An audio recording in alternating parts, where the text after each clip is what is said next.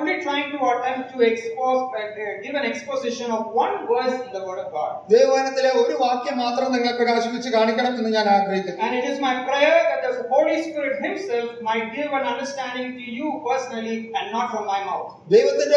ദൈവത്തിന്റെ പരിശുദ്ധാത്മാവ് തന്നെ നിങ്ങൾക്ക് അതിൽ വെളിച്ചം തരണം. എന്റെ വായിൽ നിന്ന് വരുന്ന വാക്കുകളായിരിക്കരുത്. Now my talk for today is titled "The Book That Reads Us." നാം വായിക്കുന്ന പുസ്തകം എന്നുള്ള വിഷയമാണ് ഇന്ന് ഞാൻ നിങ്ങളോട് പ്രസംഗിക്കാൻ ആഗ്രഹിക്കുന്നത്. There is a book that reads us. നമ്മളെ വായിക്കുന്ന ഒരു പുസ്തകം. There is a testimony that I have heard about an individual. ഞാൻ കേട്ട ഒരു വ്യക്തിയുടെ സാക്ഷ്യം ഇങ്ങനെയാണ്. He was a voracious reader. താൻ വളരെ നല്ലൊരു വായനശീലക്കാരനായിരുന്നു. And a friend of him convinced, okay, my friend, you have not read this book. I want you to read this book.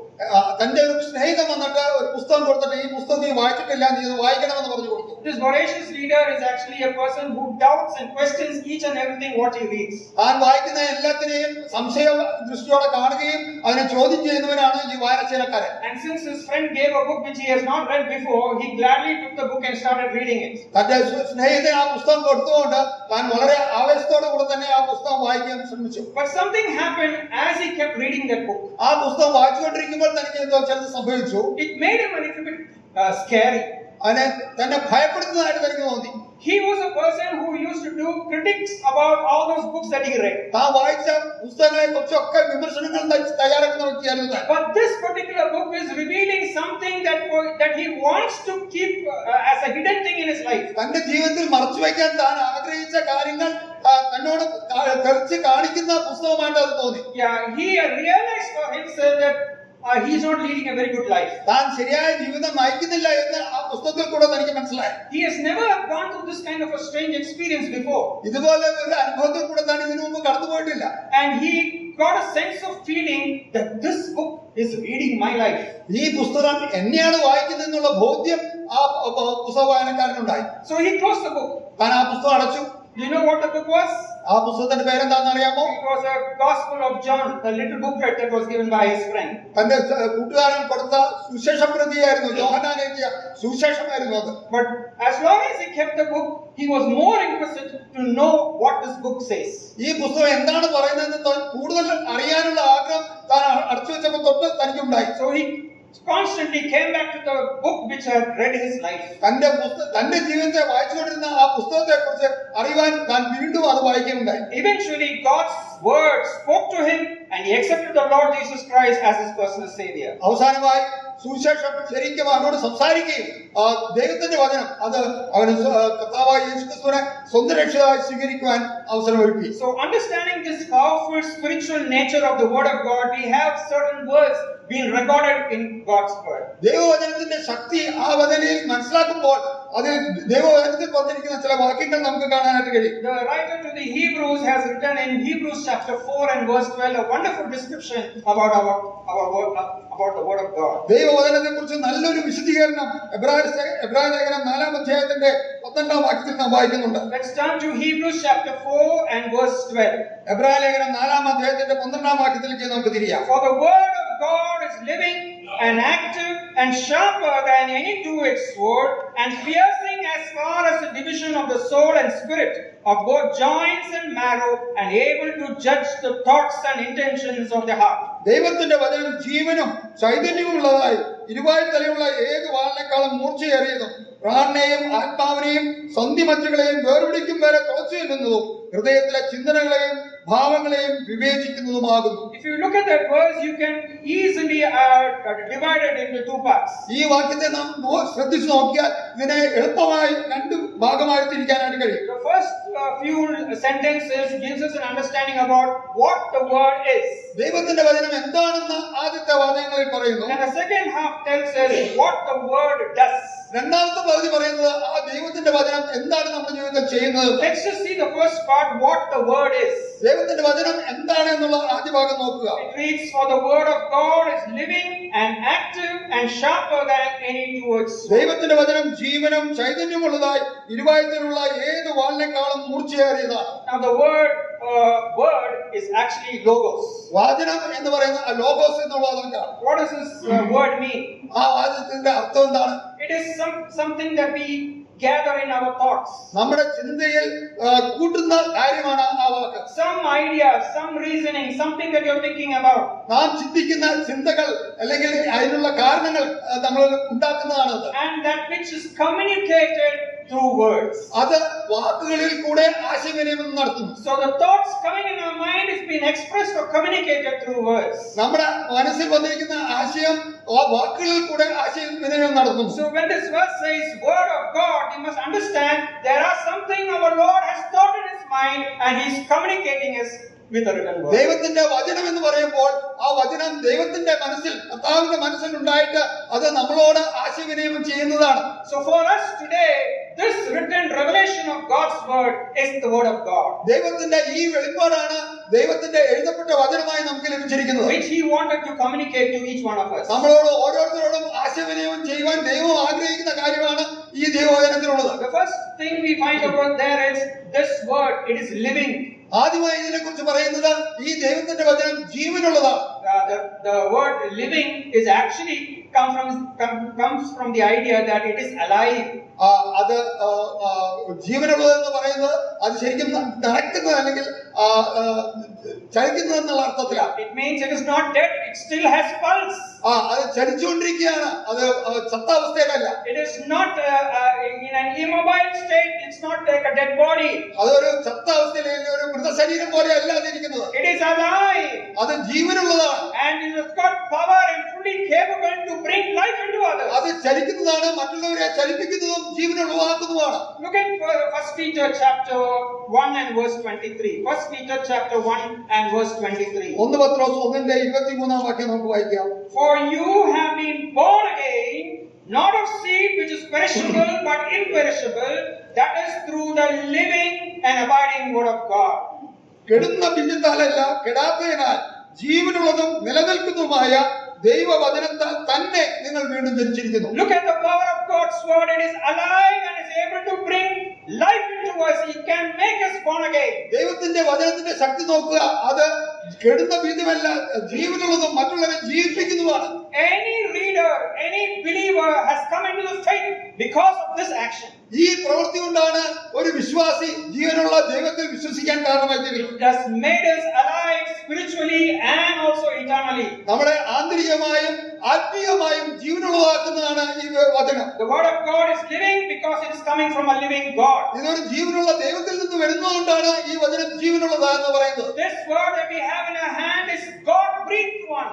ദൈവത്തിന്റെ വചനമാണ് നമ്മുടെ കയ്യിലേക്ക് തന്നിരിക്കുന്നത്. And it partakes the character of our God also. ദൈവത്തിന്റെ സ്വഭാവ വിശേഷങ്ങൾ നമ്മെ മനസ്സിലാക്കി തരുന്നതാണ്. It has the mind of God in it. ദൈവത്തിന്റെ മനസ്സ് ആ വചനത്തിലുണ്ട്. It speaks to us. അത് നമ്മളോട് സംസാരിക്കുന്നു. It runs after us. നമ്മളെ പിന്നാലെ ഓടി വരുന്നതാണ് ആ It വചനം. lays hold of us. നമ്മളെ പിടിച്ചോളുന്നതാണ് അത്. It moves around. നമ്മുടെ ചുറ്റും ചലിച്ചുകൊണ്ടിരിക്കുന്നതാണ് It അത്. stirs within us.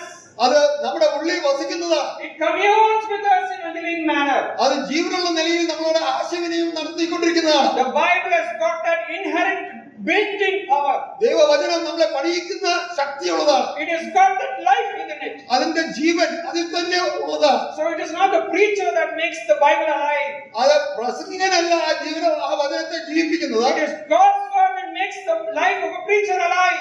ദൈവത്തിന്റെ വചനമാണ് പ്രാസംഗികനെ ജീവനുള്ളവനാക്കി തീർക്കുന്നത്. The Bible by itself is alive ദൈവത്തിന്റെ വചനം തന്നെ ജീവനുള്ളതാണ്. and gives life to the preacher. അത് പ്രാസംഗികന് തന്നെ ജീവനുള്ള കൊടുക്കുന്നതാണ്. And to anyone who reads the book. അത് വായിക്കുന്ന ഏവരും അത് ലഭിക്കുന്നു. That is the superb characteristics of our God. അതാണ് നമ്മൾ God. ദൈവത്തിന്റെ വചനത്തിന്റെ വലിയ ശക്തി അതാണ്. Second thing it says, it is powerful or active.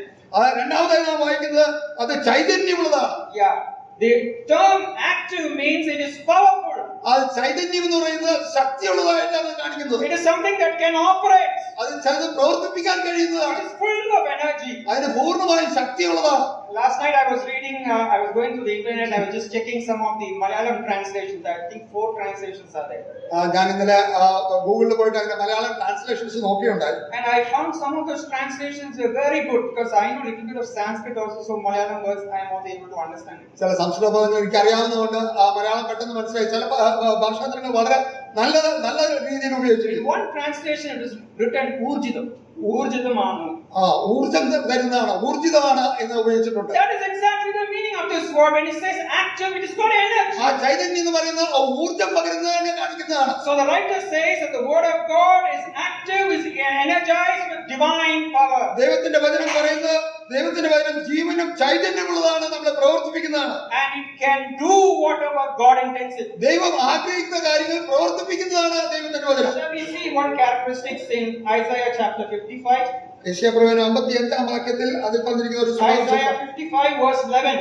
55-ന്റെ 11-ാം വാക്യം ശ്രദ്ധിക്കുക. We read, so shall my word be which goes forth from my mouth, it shall not return to me empty, without accomplishing what I desire and without succeeding in the matter for which I sent it. എന്റെ വായിൽ നിന്ന് പുറപ്പെടുന്ന എന്റെ വചനവും പ്രവർത്തിക്കും, അത് വെറുതെ എന്റെ അടുക്കലേക്ക് മടങ്ങി വരാതെ എനിക്ക് ഇഷ്ടമുള്ളത് നിവർത്തിക്കുകയും ഞാൻ അയച്ച കാര്യം സാധിപ്പിക്കുകയും ചെയ്യും. So the word of God is operational. It can operate in some way.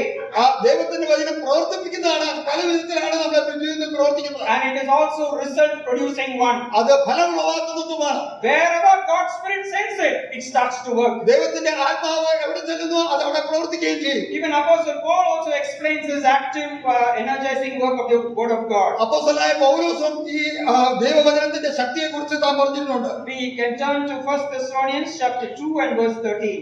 1 തെസ്സലോനിക്കർ 2-ാം അധ്യായത്തിന്റെ 13-ാം വാക്യത്തിലേക്ക് നോക്കുക. 1 Thessalonians chapter 2 verse 13 it reads, and for this reason we also constantly thank God that when you received from us the word of God's message, you accepted it not as the word of men, but for what it really is, the word of God, which also performs its work in you who believe. 1 തെസ്സലോനിക്കർ 2:13 ഞങ്ങൾ പ്രസംഗിച്ച ദൈവവചനം നിങ്ങൾ കേട്ട് മനുഷ്യന്റെ വചനമായിട്ടല്ല സാക്ഷാൽ ആകുന്നത് പോലെ ദൈവവചനമായിട്ട് തന്നെ കൈക്കൊണ്ടതിനാൽ ഞങ്ങൾ ദൈവത്തെ ഇടപെടാതെ സ്തുതിക്കുന്നു.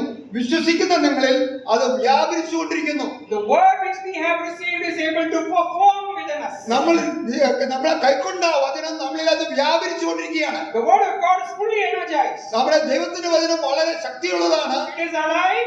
അത് ജീവനുള്ളതാണ്. It is powerful. അത് ഊർജ്ജം പകരുന്നതാണ്. And it is prone to also cause spark if it is engaged. അത് പ്രവർത്തിക്കുമ്പോൾ അത് ഉളവാക്കുന്ന ശക്തി വലുതാണ്. That is the dynamic quality of God's word. ശരിയായ ഡൈനാമിക്കിന്റെ പവറാണ് അതിനുള്ളത്. God's revelation is has got such productivity. ദൈവത്തിന്റെ വചനത്തിന് അത്രമാത്രം പ്രവർത്തിക്കാൻ സാധ്യതയുള്ളതാണ്, ഉത്പാദിക്കാൻ കഴിവുള്ളതാണ്. To go and finish his intended work. ദൈവം താൻ ഉദ്ദേശിച്ച കാര്യം നിവർത്തിച്ചിട്ടേ മടങ്ങി വരികയുള്ളൂ. And even if a preacher or a teacher shares from God's word, ഒരു പ്രസംഗകനോ അല്ലെങ്കിൽ ഒരു ദൈവവചനം ഉപദേശിക്കുന്നവനോ പഠിപ്പിക്കുന്നവനോ ദൈവത്തിന്റെ വചനം പറയുമ്പോൾ we must understand that it is this quality of God's word which goes and hits this. ദൈവത്തിന്റെ ഈ വചനത്തിന്റെ ഈ ഗുണമേന്മയാണ് വാസ്തവത്തിൽ പ്രവർത്തിക്കുന്നത്, അല്ലാതെ പ്രസംഗത്തിന്റെ കഴിവല്ല. Third thing we find over there is it is sharper. മൂന്നാമത്തെ കാര്യം നാം അവിടെ കഴിക്കുന്നത് അത് മൂർച്ചയേറിയതാണ്. In English it says sharper, which means it is in comparison to something else. വേറെ ഒരു കാര്യത്തോടും താരതമ്യം ചെയ്യാൻ കഴിയാത്ത വിധത്തിൽ മൂർച്ചയേറിയതാണെന്നുള്ള അർത്ഥമാണ് അവിടെ The word of God says it is sharper than any two-edged sword. ഏത് ഇരുവായ്ത്തലയുള്ള വാളിനേക്കാളും മൂർച്ചയേറിയതെന്നാണ് അവിടെ പറയുന്നത്. Which means it is so sharp that there is no other sharper element than this. അതിന്റെ അർത്ഥം അതിനേക്കാൾ മൂർച്ചയേറിയത് വേറെ ഒന്നുമില്ല, അത്രയ്ക്ക് മൂർച്ചയേറിയതാണ് അത്. Not only that, if it makes one cut, it cuts. ഒന്ന് മുറിപ്പെടുത്തിയാൽ അത് ശരിയായ വിധത്തിൽ തന്നെ മുറിക്കപ്പെടും. So what we understand from God's word is that every book, every chapter, every verse and every word is able to cut us. ദൈവത്തിന്റെ വചനത്തിൽ നിന്ന് നാം മനസ്സിലാക്കേണ്ട കാര്യം അതിന്റെ ഓരോ അധ്യായങ്ങളും ഓരോ പുസ്തകങ്ങളും ഓരോ വാക്യങ്ങളും അത് നമ്മളെ സംസാരിക്കുകയും നമ്മളെ മുറിക്കുന്നതുമാണ്. It is razor sharp God's word. അത് ശരിയായ വിധത്തിൽ മൂർച്ചയുള്ള വാള തന്നെയാണ്. Because it is compared to a two-edged sword, we can understand that it can cut both ways. Blade പോലെയാണ്, രണ്ട് സൈഡും മൂർച്ചയേറിയതാണ്, രണ്ട് സൈഡും അത് ഉപയോഗിക്കുന്നതാണ്. It can comfort the afflicted ones.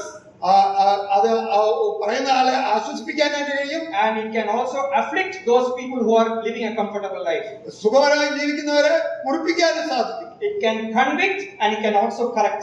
അത് നമ്മളെ കുറ്റം വിധിക്കാനും അതുപോലെ തന്നെ നമ്മളെ ശരിയാക്കാനും അത് ഉപയോഗിക്കുന്നു. It is also able to bring good news and it is also able to bring bad news. അത് നമുക്ക് നല്ല വാർത്ത തരുന്നതാണ്, അതുപോലെ തന്നെ നമ്മളെ കുറ്റം വിധിക്കാൻ അല്ലെങ്കിൽ മോശമായ വാർത്തയും തരുന്നതാണ്. It can save, it can also condemn. അത് നമ്മളെ രക്ഷിക്കുകയും നമ്മളെ ശിക്ഷിക്കുകയും ചെയ്യുന്നു. It can give life and it can also cause death. അത് നമ്മളെ ജീവിപ്പിക്കുന്നതാണ്, അതേസമയം നമ്മളെ കൊല്ലുന്നതുമാണ്. God's word is made sharp and it has got a cutting edge because of one reason. ദൈവത്തിന്റെ വചനം ഇത്രമാത്രം മൂർച്ചയേറിയത് ഒരു കാരണം കൂടിയാണ്. Because our sinful heart is so hardened, it is so stubborn that it needs a sharp instrument. നമ്മുടെ പാപാവസ്ഥ അത്രമാത്രം കഠിനമായതുകൊണ്ട് അത്രമാത്രം മൂർച്ചയേറിയ വാളിന് മാത്രമേ അത് മുറിക്കാനായിട്ട് കഴിയുകയുള്ളൂ. Only a deep incision can lay bare as to what is there within and we come to know what we are. ആഴമേറിയ ഏൽപ്പിച്ചാൽ മാത്രമേ നമ്മുടെ ഹൃദയത്തിന്റെ ഉള്ളിലെ അവസ്ഥ എന്താണെന്ന് പുറത്തേക്ക് വരികയുള്ളൂ. And this is exactly what happens when somebody preaches God's word. You are able to understand yourself. ദൈവത്തിന്റെ വചനം സംസാരിക്കുന്ന ആൾ പറയുമ്പോൾ അത് കേൾക്കുന്ന നിങ്ങളിൽ അതുണ്ടാക്കുന്ന മുറിവ് അതുകൊണ്ടാണ്. That is the reason why some of them believe, some of them do not believe. അതുകൊണ്ടാണ് ചിലർ വിശ്വസിക്കുന്നു, ചിലർ വിശ്വസിക്കാതിരിക്കുന്നു. Somebody who might take it very lightly, somebody takes it very seriously. ചിലർ വളരെ ലളിതമായി അതിനെ എടുത്ത് തള്ളുന്നു, ചിലർ വളരെ കാര്യമായി ഗൗരവമായി തന്നെ അതിനെ സ്വീകരിക്കുന്നു. So what is the writer of Hebrews saying when he's narrating what the word of God is? ദൈവത്തിന്റെ വചനം എന്താണെന്ന് പറയുന്ന എബ്രായ ലേഖനകാരൻ എന്താണ് ഉദ്ദേശിക്കുന്നത്? He says the word of God is living or it's alive in every part. നമ്മുടെ എല്ലാ ഭാഗങ്ങളെയും സ്പർശിക്കുന്നതാണ് ദൈവത്തിന്റെ വചനത്തിന്റെ ജീവനും ചൈതന്യവും. It is completely altogether active and powerful. അത് പൂർണ്ണമായും ജീവനുള്ളതും നമ്മളെ സ്പർശിക്കുന്നതും ചലിപ്പിക്കുന്നതുമാണ്. And it is sharper to cut any and every part within us. നമ്മളിലുള്ള ഏത് ഭാഗങ്ങളെയും മുറിക്കാൻ ശക്തിയുള്ള ഇരുവായ്ത്തലയുള്ള വാളാണത്. So you get a complete picture about something which is very dynamic in nature. നമ്മളെ വളരെ ചലിപ്പിക്കുന്ന അല്ലെങ്കിൽ വളരെ ശക്തിയുള്ള സ്വഭാവമുള്ള ദൈവവചനത്തിന്റെ കാര്യം നമുക്ക് മനസ്സിലാക്കാനായിട്ട് It can even cut our conscience. നമ്മുടെ മനസാക്ഷിയെ തന്നെ മുറിവേൽപ്പിക്കാൻ കഴിയുന്നതാണ്. It can also wound our heart. നമ്മുടെ ഹൃദയത്തെ മുറിക്കാൻ കഴിയും. Now let's just come to the second part of this verse. ഈ വാക്യത്തിന്റെ രണ്ടാം ഭാഗത്തേക്ക് നമുക്ക് കടന്നു വരാം. Second part, we understand what the word does. ദൈവത്തിന്റെ വചനം എന്താണ് ചെയ്യുന്നതെന്ന് രണ്ടാം ഭാഗം പറയുന്നു. The word says, and piercing as far as the division of soul and spirit, of both joints and marrow, and able to judge the thoughts and intentions of the heart. പ്രാണനെയും ആത്മാവിനെയും സന്ധിമജ്ജകളെയും വേർപിടിക്കും വരെ തുളച്ചു ചെല്ലുന്നതും ഹൃദയത്തിലെ ചിന്തനകളെയും ഭാവങ്ങളെയും വിവേചിക്കുന്നതുമാകുന്നു. The first point over there is it says it is something that pierces or cuts deeply. തുളച്ചു ചെല്ലുന്നത് എന്നുള്ള ഭാഗമാണ് ആദ്യം നാം കാണുന്നത്. Now the word piercing is got a very tremendous meaning in it. തുളച്ചു ചെല്ലുന്ന എന്ന് പറഞ്ഞ ആ പദത്തിന് വളരെ ഭയങ്കരമായ അർത്ഥമാണുള്ളത്. It means it is penetrating and it keeps on going. അത് കുത്തി കയറി അത് പോയിക്കൊണ്ടേയിരിക്കുകയാണ്. No barrier can stop its function. യാതൊരു തടസ്സവും അതിന്റെ മധ്യത്തിൽ ഉണ്ടായാലും അതിന് തടസ്സമാകാതെ അത് വീണ്ടും മുന്നേറിക്കൊണ്ടിരിക്കുകയാണ്. And that's why we find in that verse piercing as far as the division. അത് തുളച്ച് വേർപിടിക്കുന്ന വരെ തുളച്ചു ചെല്ലുകയാണ്. So it has got a deep extent of penetration. അതിന്റെ ഏറ്റവും ആഴനിലത്തിലേക്ക് കടന്നു പോകാനുള്ള മൂർച്ചയുണ്ട്. അത് കടന്നു പോവുകയാണ്. Until where it goes and touches? അത് തുളച്ച് ചെല്ലുന്നത് സ്പർശിക്കുന്നത് എവിടെയാണ്? Soul and spirit. അത് ആത്മാവിനെ അല്ലെങ്കിൽ ചിന്തനകളെയും ഭാവങ്ങളെയുമാണ്. And the joints and marrow. സന്ധിമജ്ജകളെയുമാണ്, പ്രാണനെയും ആത്മാവിനെയുമാണ്. Look, the word of God doesn't grace like that in our life and goes away. നമ്മളോട് കൃപ കാട്ടി കടന്നു പോകുന്ന വചനമല്ല ദൈവത്തിന്റെ വചനം. It is not something that goes superficially or on the surface. നമ്മളെ ഉപരിതലമായിട്ട് കടന്നുപോയി നമ്മൾ കേട്ട് കടന്നു പോകുന്നതല്ല ദൈവത്തിന്റെ വചനം. It is something that pierces very deeply, penetrating to the core of our being. നമ്മുടെ ആന്തരികത്തെ ഉള്ളിൽ തന്നെ കടന്നു ചെന്ന് തുളച്ചു ചെന്ന് നമ്മളോട് സംസാരിക്കുന്നതാണ് ദൈവത്തിന്റെ വചനം. The soul and the spirit actually talks about our immaterial part which we cannot see. നമുക്ക് കാണാൻ കഴിയാത്ത ഭൗതികമല്ലാത്ത പ്രാണനെയും ആത്മാവിനെയും കുറിച്ചാണ് അവിടെ പറയുന്നത്. This word of God can go even there. അവിടേക്ക് പോലും കടന്നു പോകാൻ കഴിയുന്നതാണ് ദൈവത്തിന്റെ വചനം. And it also talks about joints and marrow. അവിടെ പറയുന്നത് സന്ധി മജ്ജകളെ കുറിച്ച് പറയുന്നു. Now both are these referring to our inner things within our body, the joints and the marrow, which is the deepest part in our body. നമ്മുടെ ശരീരത്തിലെ ആന്തരികമായിട്ട് നമുക്ക് കാണാൻ കഴിയാത്ത ഉള്ളിലെ കാര്യങ്ങളാണ് ഈ സന്ധികളും മജ്ജകളും. So there is not a single part within us where this word of God cannot penetrate. ഈ ദൈവവചനത്തിന് കടന്നു ചെല്ലാൻ കഴിയാത്ത യാതൊരു ഭാഗവും നമ്മുടെ ശരീരത്തിൽ ഇല്ല. I was just reading one example of this piercing of God's word of an evangelist who was really mocked by people.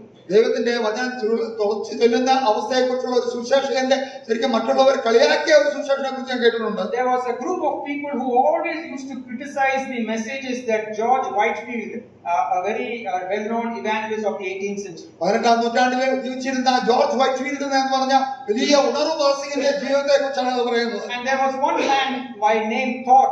He used to mimic and make fun of the messages this person used to. ഈ സഹോദരൻ പ്രസംഗിക്കുന്ന പ്രസംഗങ്ങളെ ഒക്കെ കളിയാക്കുന്ന thawed എന്ന് പറഞ്ഞ ഒരു ദേവദാസനുണ്ടായിരുന്നു. He will imitate the word, the tone and the style and actions, everything. ആ വ്യക്തി ജോർജ് വൈറ്റ്ഫീൽഡ് പറയുന്ന എല്ലാ പ്രസംഗങ്ങളും അതുപോലെ തന്നെ അഭിനയിച്ച് കാണിക്കുമായിരുന്നു. But as he was doing it, he simply sat down.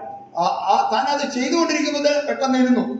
Because the word which he was mimicking or he was mocking worked in his heart. It pierced him so deeply that he got converted. താൻ കളിയാക്കിക്കൊണ്ടിരുന്ന അവരെയാണ് താൻ കളിയാക്കിക്കൊണ്ടിരുന്നത്. എന്നാൽ താൻ പ്രസംഗിച്ച ആ വചനം താൻ പറഞ്ഞുകൊണ്ടിരുന്നപ്പോൾ ആ വചനം തന്നോട് സംസാരിച്ച് താൻ പെട്ടെന്ന് ഇരിക്കേണ്ടി വന്നു. That is the display of the piercing power of God's word. ദൈവവചനത്തിന്റെ തുളച്ചു ചെല്ലുന്ന ശക്തിയാണ് അതവിടെ കാണിക്കുന്നത്. God knows how to reach each and every person. ഓരോ വ്യക്തിയെയും വായിക്കാൻ കഴിവുള്ളതാണ് ദൈവത്തിന്റെ വചനം. And he knows where we are actually. നാം വാസ്തവത്തിൽ എവിടെയാണെന്ന് കാണിച്ചു തരുന്നതാണ് ദൈവത്തിന്റെ വചനം. And he speaks directly to that area where we need to make corrections. നാം ശരിയാക്കേണ്ട ഭാഗങ്ങളെ ആ ഭാഗത്തോട് തന്നെ നേരിട്ട് സംസാരിക്കുന്നതാണ് ദൈവവചനത്തിന്റെ ശക്തി. There is no secrets with God. ദൈവത്തിന് യാതൊരു രഹസ്യവുമില്ല. Neither can we hide anything from God. ദൈവത്തിൽ നിന്ന് മറച്ചിരിപ്പ് വെക്കുവാൻ നമുക്ക് യാതൊന്നും കഴിയില്ല. Our motives, our attitudes, our sin, nothing can be hidden from Him. നമ്മുടെ മനോഭാവവും നമ്മുടെ ലക്ഷ്യങ്ങളും എല്ലാം ദൈവം മുമ്പാകെ പരസ്യമായിട്ടിരിക്കുകയാണ്. Because God's word can penetrate even in those areas. ദൈവവചനത്തിന് ആ ഭാഗങ്ങളിലേക്ക് കടന്നു ചെന്ന് തുളച്ചു ചെല്ലുവാൻ കഴിയുന്നതാണ് ദൈവത്തിന്റെ വചനം. If there is anything that can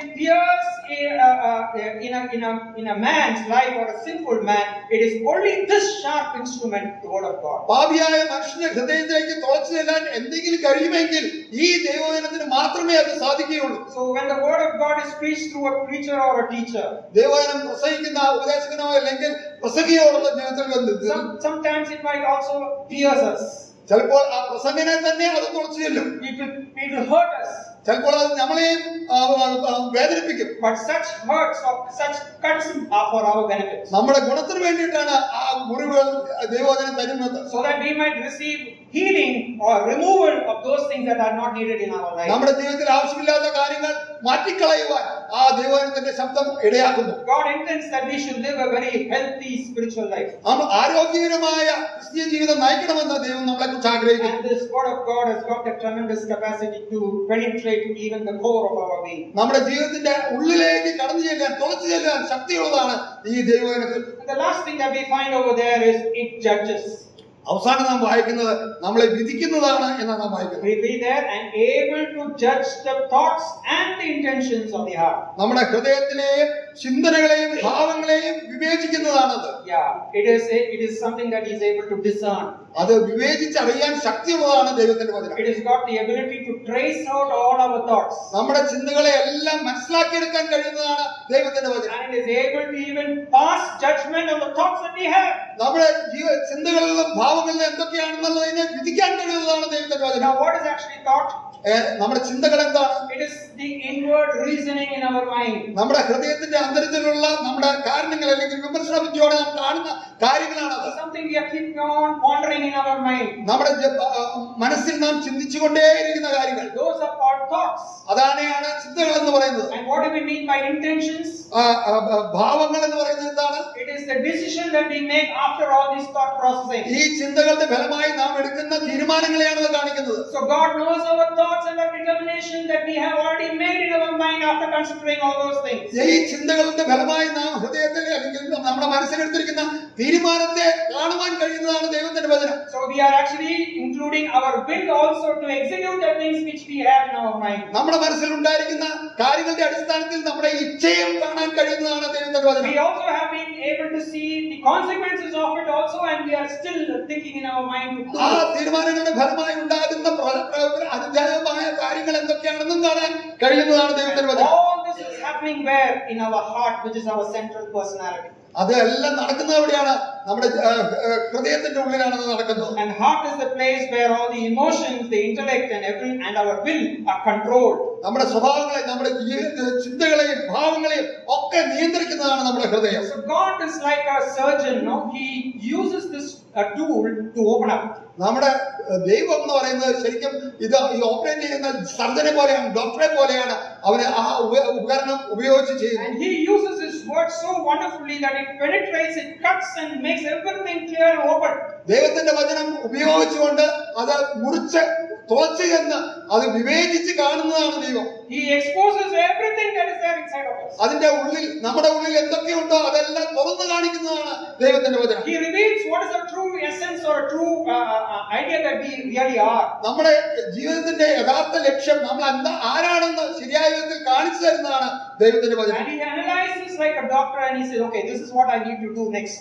ഒരു ഡോക്ടർ ചെയ്യുന്ന പോലെ ഇതെല്ലാം വിവേചിച്ച് മനസ്സിലാക്കിയിട്ട് ഇനി അടുത്ത് ചെയ്യേണ്ടത് ഇതാണെന്ന് മനസ്സിലാക്കി തരികയാണ്. God's word is able to analyze all our life and pass judgment correctly. നമ്മുടെ ജീവിതത്തെ ശരിയായി വിവരിച്ച് മനസ്സിലാക്കി അതിന് തന്നെ ന്യായം അല്ലെങ്കിൽ അതിനുള്ള വിധി പറയുകയാണ് എന്താണ് ചെയ്യേണ്ടതെന്ന് ദൈവത്തിന്റെ വചനം പറഞ്ഞു തരുന്നു. All our motives, all our intentions, all our beliefs are there in front of God and he is able to judge what are you doing with this. നമ്മുടെ ഭാവങ്ങളും ചിന്തകളും ലക്ഷ്യങ്ങളും എന്തൊക്കെയാണെന്ന് മനസ്സിലാക്കിയിട്ട് അതനുസരിച്ചാണ് ദൈവവചനം നമ്മളെ വിവേചിച്ച് പറഞ്ഞു തരുന്നത്. God's word doesn't simply guess our condition. നമ്മുടെ അവസ്ഥകൾ എന്താണെന്ന് ഊഹിക്കുന്നതല്ല ദൈവത്തിന്റെ വചനം. He does it perfectly. അത് വളരെ പൂർണ്ണമായി തന്നെ ചെയ്യുന്നതാണ് ദൈവത്തിന്റെ വചനം. That is the nature of God's word. അതാണ് ദൈവവചനത്തിന്റെ സ്വഭാവം. He will not make any mistake with regard to his judgments. തന്റെ വിധിയോടുള്ള ബന്ധത്തിൽ യാതൊരു തെറ്റും ദൈവവചനം വരുത്തുകയില്ല. None of the wisest human being on this earth who is called as a judge can judge like God's word. ദൈവവചനത്തെ പോലെ വിധിക്കാൻ കഴിയുന്ന യാതൊരു ജഡ്ജിയും അല്ലെങ്കിൽ വിധികർത്താക്കളും ബുദ്ധിമാന്മാരായിട്ട് ഈ ലോകത്തിലില്ല. It is only God's word which can decide and also give you a discernment about all the things that are happening in our life. നമ്മുടെ ജീവിതത്തിൽ സംഭവിച്ചുകൊണ്ടിരിക്കുന്ന കാര്യങ്ങളും സംഭവിച്ച കാര്യങ്ങളും ഒക്കെ മനസ്സിലാക്കി തരാൻ, വിവേചിച്ച് തരാൻ ശക്തിയുള്ളതാണ് ദൈവത്തിന്റെ വചനം. Often people wonder how is that a preacher's message is actually touching our lives. എങ്ങനെയാണ് ഈ പ്രസംഗം എന്റെ ഹൃദയത്തെ ചലിപ്പിക്കുന്ന അല്ലെങ്കിൽ സ്പർശിക്കുന്നതെന്ന് ചിലർ അതിശയത്തോടെ നോക്കുന്നുണ്ടോ? And some of the things which even a preacher preaches would be very uncomfortable for them to hear because it is touching their lives. തങ്ങളുടെ ജീവിതത്തെ സ്പർശിക്കുന്നതുകൊണ്ട് ആ പ്രസംഗം കേൾക്കാൻ തന്നെ ചിലർക്ക് സുഖമില്ലായിരിക്കും. They might even wonder, maybe this preacher has done some homework to find something about me and thus he is using it in the church. എന്നെ കുറിച്ചുള്ള ചില കാര്യങ്ങളൊക്കെ ശേഖരിച്ചിട്ട് പ്രസംഗിക്കുകയാണെന്നാണ് പ്രസംഗനെ കുറിച്ച് ആ മനുഷ്യൻ ചിന്തിക്കുന്നത്. But most of the time it is found that we all fail to understand that what we are considering is God's living word. നാം ചിന്തിക്കേണ്ട ഏറ്റവും പ്രധാനപ്പെട്ട കാര്യം നമ്മൾ കേൾക്കുന്നത് ദൈവത്തിന്റെ വചനമാണെന്നുള്ളതാണ്. It is God's active word. ദൈവത്തിന്റെ ജീവനുള്ള വചനമാണ് നമ്മൾ കേൾക്കുന്നത്. It is God's word that is sharper than any two-edged sword. ഏത് വാളിനേക്കാളും മൂർച്ചയേറിയതാണ് ദൈവത്തിന്റെ വചനം. It is God's word that pierces through our life. നമ്മുടെ ജീവിതത്തിൽ തുളച്ചെല്ലാൻ ശക്തിയുള്ള ദൈവത്തിന്റെ വചനമാണ് നാം കേൾക്കുന്നത്. God's word that is doing the judgment of our life. നമ്മളെ വിവേചിക്കുന്നതും നമ്മളെ വിധിക്കുന്നതുമാണ് ദൈവത്തിന്റെ വചനം. When God's word is empowered by the Spirit of God. ദൈവത്തിന്റെ ആത്മാവിനാൽ ശക്തിപ്പെട്ട് തരുന്നതാണ് ദൈവത്തിന്റെ വചനം. And when it is delivered by a spirit-filled teacher or a preacher. ആത്മപൂർണനായിട്ട് പ്രസംഗിക്കുമ്പോൾ അത് പ്രവർത്തിക്കും.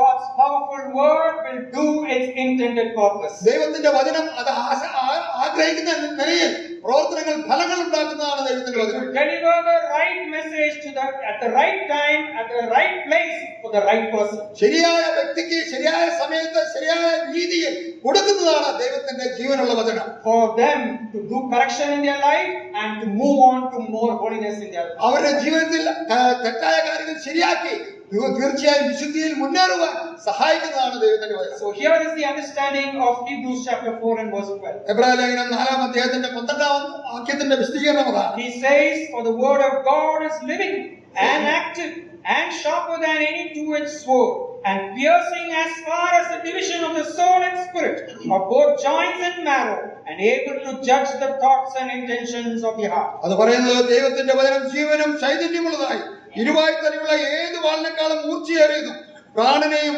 ആത്മാവിനെയും സന്ധിമധ്യങ്ങളെയും വേർപിടിക്കും വരെ തുളച്ചുകൊല്ലുന്നതും ഹൃദയത്തിലെ ചിന്തനകളെയും ഭാവങ്ങളെയും വിവേചിക്കുന്നതുമാകുന്നു. He who has a ear, let him hear what the Spirit says. കേൾപ്പാൻ ചെവിയുള്ളവൻ ആ ആത്മാവ് എന്താണ് പറയുന്നത് എന്നുള്ളത് കേൾക്കട്ടെ.